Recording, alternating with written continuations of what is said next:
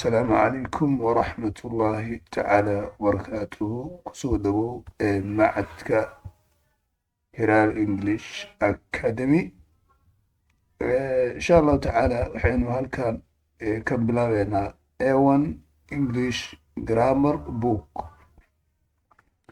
بوغا نحوها إنجليزية A1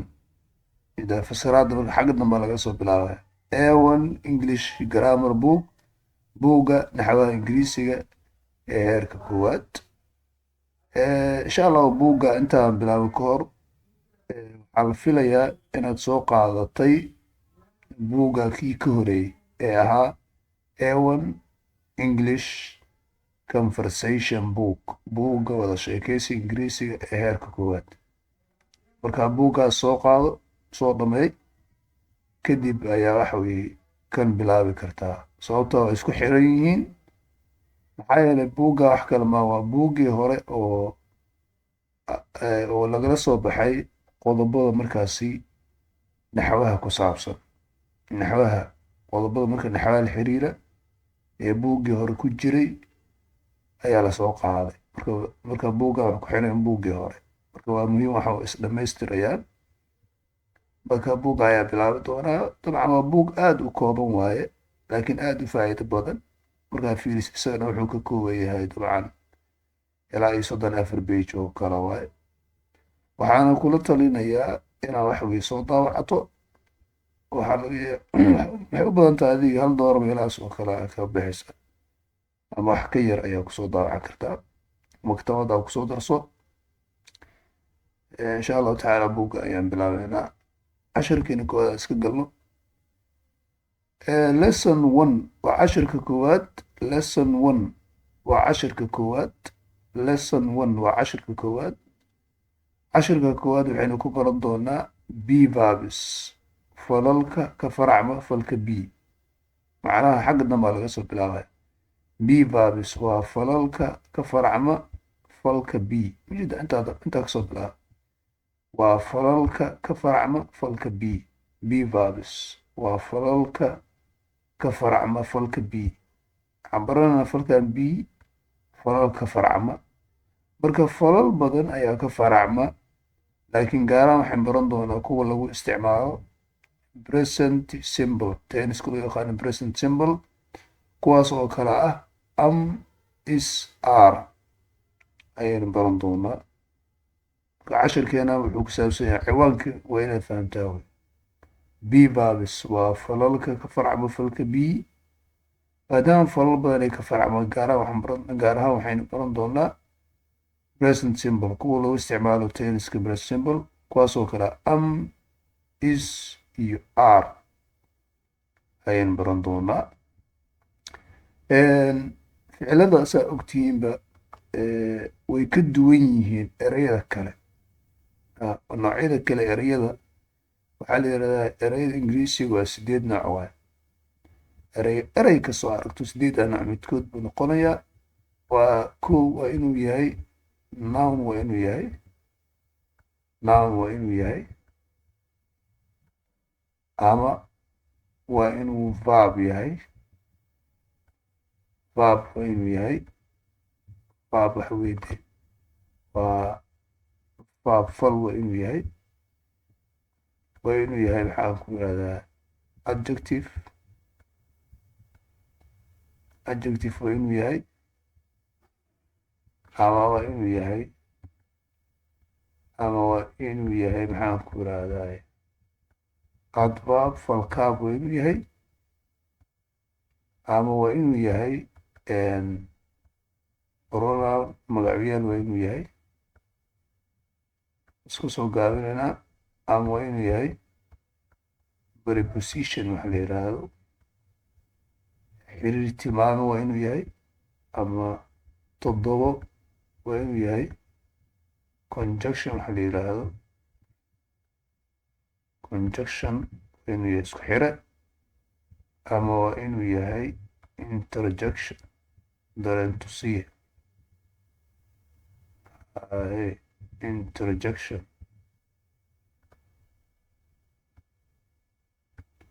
waa inuu interjection dareentusiye marka ficilka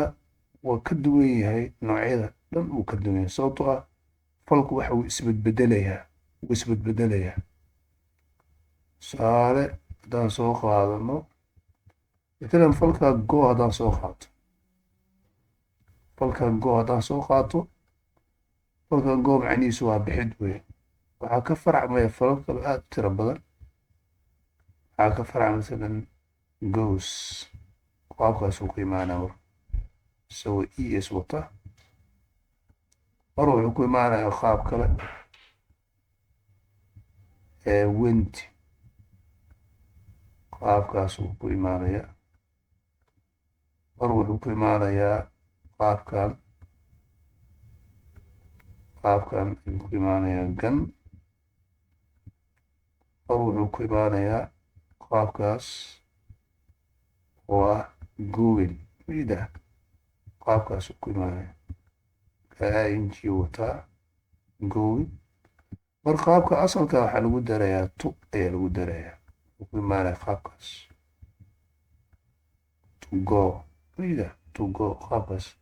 marka falku waxa weye wuu isbedbedelayaa marba qaabuu ku imaanaya hadda halkaa fal ee go intaan qaab buu yeelanaya mar wuxuu ku imaanaya qaabkan goes mar waxaa arkaya isagoo qaabkan went waxaa laga inaas weydiis waaba ka dumaya waa erey kale waa isagii uu qaab kale ku yimin laha waay wejigan u soo bedeshay gan waa qaab kale goobin waa isagii uu qaab kale ku yimi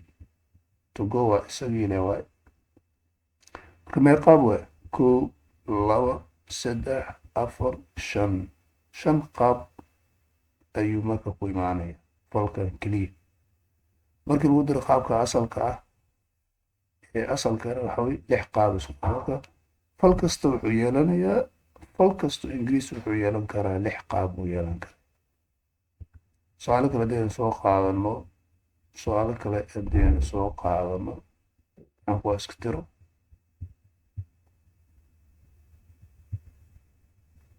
su'aalo kale haddaynu soo qaadano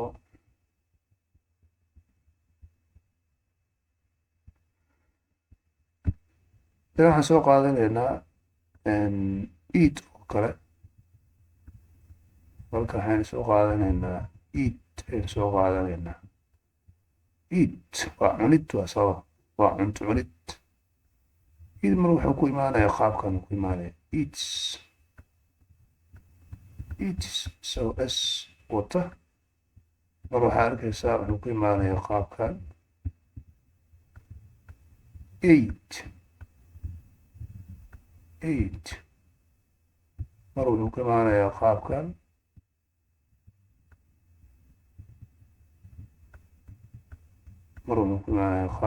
eating mar wuxuu ku imaanayaa isagoo injuta ayaa arkaysaa eating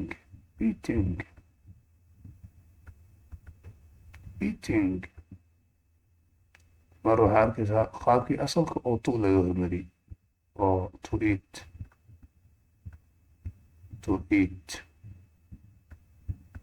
wayda mee qaabu ku imaada qaabkan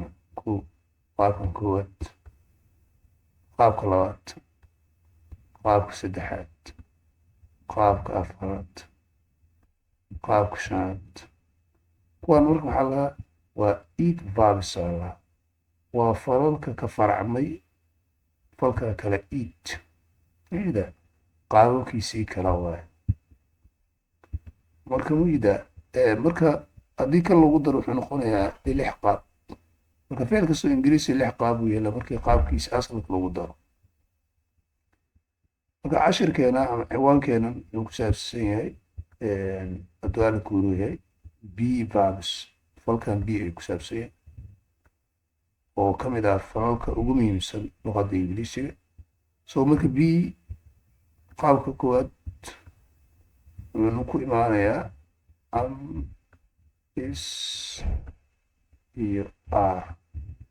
waa is iyo am r waa qaabka koowaad keliya waade qaabka koowaad keliya wuxuu yeelanayaa 3 nooc buu yeelanayaa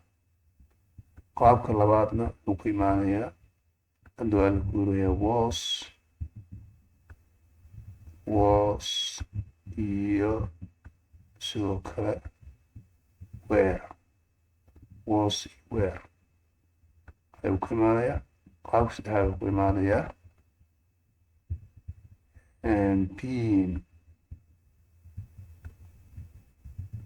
waa being weeye. qaabka afraadna waa being.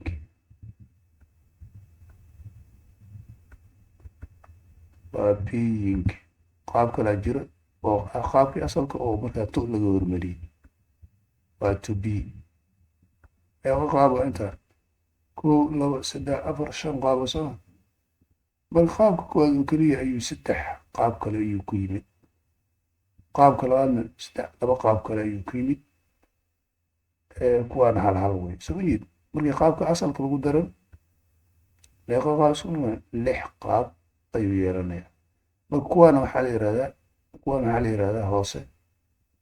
waxaa loo yaqaanaa b verbs. waa falalka ka farcma falka b. marka waxaan dhan waa ka farcma laakiin aniga waxaan baranaya gaar ahaan kuwa lagu isticmaalo tenniska present simple oo ah tenniska koowaad kuwaas oo kale is iyo r. is r oo ah maxay is r waa b verbs. waa falal ka farcma falka b gaar ahaan weliba waa falka qaabkiisa koowaad waaye. marka amna waa b verb, isna waa b verb, rna waa b verb. waxaan umalaynaa ciwaanka cashirka inaan aad iyo aad iskula fahnay ayaa la jeedayaa. haddaba falalka marka goormay la isticmaalaa waxaa raba inaad ogaataan goormay isticmaalayaa. falalkan ka farcma ee b verbs loo yaqaano dhammaantood si u dhihin waxaad isticmaali doontaa 3 jeer oo keliya. waxaad isticmaalaysaa marka aad doonaysid inaad sheegto waxa yahay qofka. waxa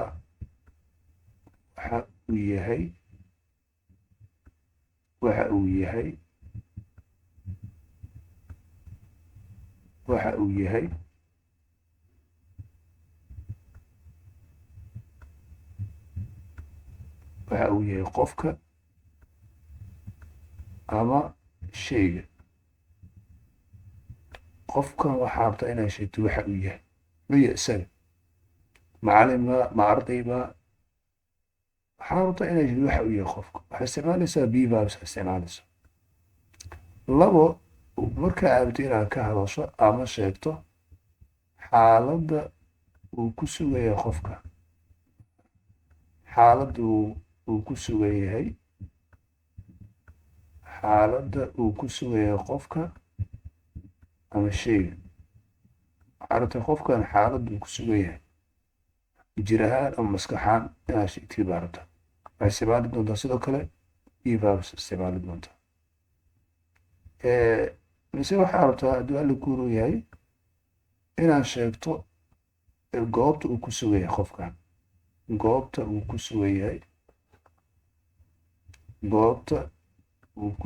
qofka. goobta uu ku sugan yahay qofka ama goobta uu yaalo ama booska uu yaalo shayga. ina aada iskula fahmo. b verbs goorma isticmaalaysaa kow waxay isticmaali doontaa markaa rabto inaad sheegto waxa uu yahay qofka ama shayga. 2 markaa rabto inaad sheegto xaaladda uu ku sugan yahay qofka ama shayga. 3 markaa rabto inaad sheegto goobta uu ku sugan yahay qofka ama shayga. waan ka socon karnaa marka. waxaa ogaanay b verbs marka aad isticmaalayso waa 3 jeer oo keliya isticmaalaysa. waan sii socono. point 1 qodobka koowaad. point 1 waa qodobka koowaad. the b verb falka la leeyahay b oo ah falkan has 3 forms. wuxuu leeyahay 3 qaab ayuu leeyahay in the present tense oo lagu isticmaalo tenniska presentiga. ujeedaa b verb wuxuu leeyahay 3 qaab oo markaasi lagu isticmaalo tenniska presentiga. tenniska presentiga waa hadda laga hadla waa tenniska wey. waa tenniska waa present simple way saddexdaas qaab oo kale ah marka am is are saddexdooda waxa waa isku macno waay af soomaali ahaan waa isku macno haddaba it waxa weye falkaa b la leeyahay oo kan ah connectis wuxuu ku xiraa subjecti falgalaha wuxuu ku xiraa with a noun magac buu ku xiraya adjective sifa ayuu ku xiraya or mise preposition xiriir tilmaame qodobka faham it waxaa la yidhi falkaa la leeyahay b iyo dabcan falalka farcama sida am is are oo kale connectis wuxuu ku xiraa subjecti falgale waxaa laga wadaa waa ereyga matelaya qofka laga hadla ama sheyga laga hadlayo waa ereyga ama ereyada matelaya qofka ama sheyga laga hadlayo with a noun wuxuu ku xiraya magac ama wuxuu ku xiraya adjective sifo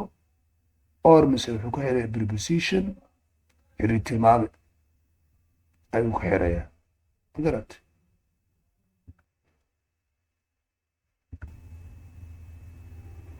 marka qodobka waxaa ugu hadalnay in b qaabka koowaad uu ku yimaado saddex nooc oo kala am is are iyo waxaan ku baranay in kuwan am is are ay subjectiga ku xiraan magac ama adjective ama xiriir tilmaame preposition oo xiriir tilmaame waxaa isweydiin kartaa sidee ugu xiraan marka hore waxaad ku bilaabaysaa jumladda markaad dhisayso subject wax la yiraahdo subjectiga waxa weeye waa ereyga ama ereyada matelaya cidda laga hadlayo ama sheyga laga hadlayo kadib waxaa markaasi raacinaysaa plus waxaa raacinaysaa saddexda midkood baa raacinaysaa am baa raacinaysaa ama waxaa raacin doontaa is baa raacin doontaa ama waxaa raacin doontaa r ayaa raacin doontaa marka saddexdooda waa isku macno isku si baa loo isticmaala laakiin maadaama isku macno yihiin macnaha maahan subjectiga midkaa isticmaalaysa waxaa ku xukumaya subjectiga ku xukumaya macnaha kama raacaysid yani kan aad dooranaysid waxaa ku xukumaya subjectiga waan arki doonaa kadibna waxaa raacinaysaa marka waxa weye saddexdaa midkood noun waa magacii ama waxaa raacinaysaa adjective waa sifeeyihii ama waxaa raacinaysaa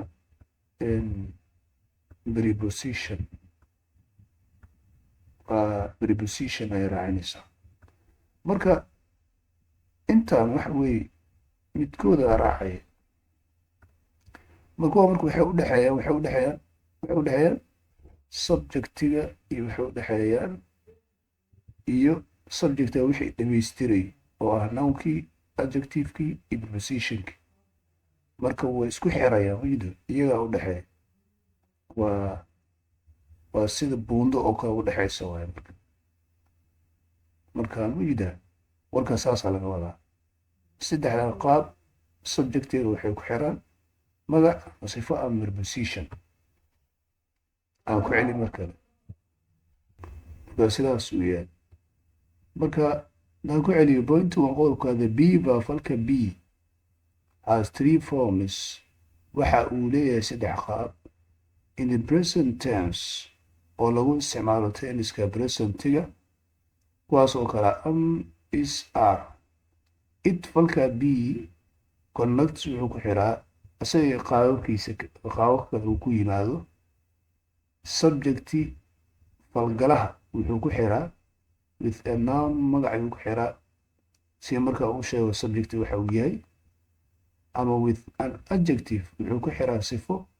si uu sheego subjecti xaaladuu ku sugan yahay or mise preposition wuxuu ku xiraa xiriir tilmaamaha si uu sheego goobta uu subjectiga ku sugan yahay. ilan waa anaga soo sheegay maogtahay be verbska waxaa la isticmaalaa 3 jeer. kow marka aad doonaysa inaad sheegto waxa uu yahay qofka, marka waa iyo xaaladda uu ku sugan yahay markaad doonaysa inaad sheegto, ama goobta uu ku sugan yahay, ama adiga laftaada marka aad doonaysa inaad dadku sheegto waxa aad tahay, xaaladda aad ku sugan tahay, iyo waxa weeye goobta aad ku sugan tahay. waxaad isticmaali doontaa be verbs. marka insha allahu halkaas ayaan ku akeynaynaa. waqtigiibaa markaa naga dhamaaday. asalaamu calaykum waraxmatullahi tacaala wabarakaatuhu.